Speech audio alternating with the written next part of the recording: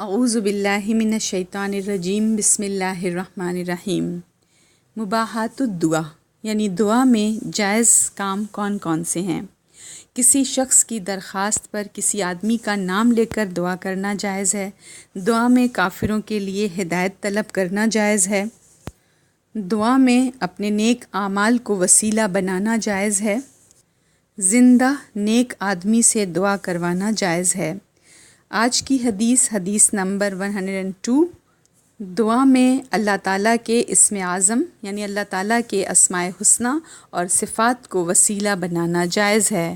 عن عبداللہ بن بریدۃ الاسلمی رضی اللہ عنہما عن ابیہ قال سمع النبی صلی اللہ علیہ وسلم رجلا یدعو وهو یقول اللہم انی اسألک بانی اشہد انک انت اللہ لا الہ الا انت الاحد الصمد الذی لم یلد ولم یولد ولم یکن لہ کفوا احد۔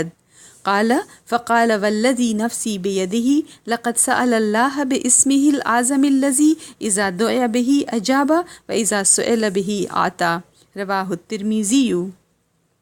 حضرت عبداللہ بن بریدہ اسلمی رضی اللہ عنہما اپنے باپ سے روایت کرتے ہیں کہ نبی اکرم صلی اللہ علیہ وسلم نے ایک آدمی کو یوں دعا کرتے ہوئے سنا، یا اللہ میں تجھ سے مانگتا ہوں کیونکہ میں گواہی دیتا ہوں تو اللہ ہے، تیرے سوا کوئی الہ نہیں، تو ایک ہے، تیری ذات بے نیاز ہے، نہ تو کسی کی اولاد ہے، نہ تیری کوئی اولاد ہے، نہ ہی تیرا کوئی شریک ہے۔ یعنی یہی دعا، اللہم انی اسألک بانی اشہد انک انت اللہ لا الہ الا انت الاحد الصمد الذی لم یلد ولم یولد ولم یکن لہ کفوا احد۔